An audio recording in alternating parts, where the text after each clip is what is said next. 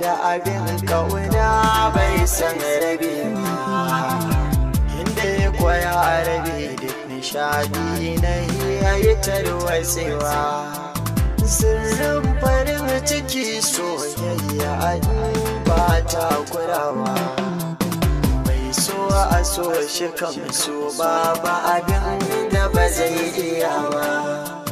Na durkusa akan gwiwata idan kuskure ne, ki yafiya garan dankin kama ni na har magana.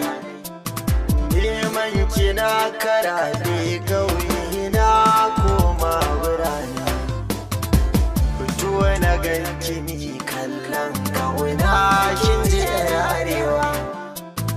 Sirrin da ke cikin raina duka ne zan bayyana, soyayya tsitsige na taka mini illantarwa. Ni ba ni fasa yarda domin kin zama rayuwa, manta da ke hakan ban san yaushe ne zan iya ba.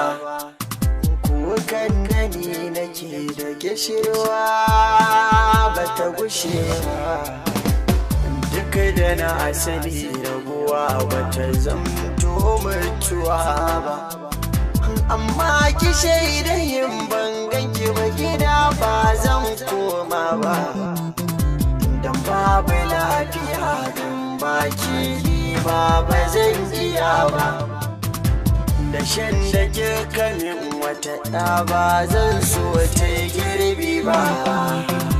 Na zo da lallama hauraji ba zan fara gwaji ba. Garin yayi shiru san ba na jin ko da tsuntsaye. Ina zan bincika dan na san ke ba ki da kawai. Na zama majanun kanki ban shakar kowaye, hakan ne mai kyau na kodi ma zafin sawaye.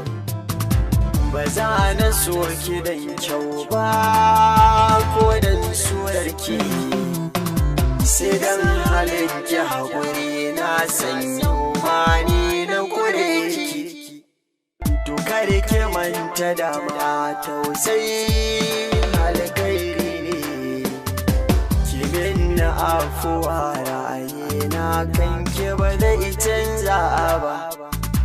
Na tambaya gurabe an ce baki abokin gaba, dokar ki kirkire ta a kaina ni ba a zan jure ba.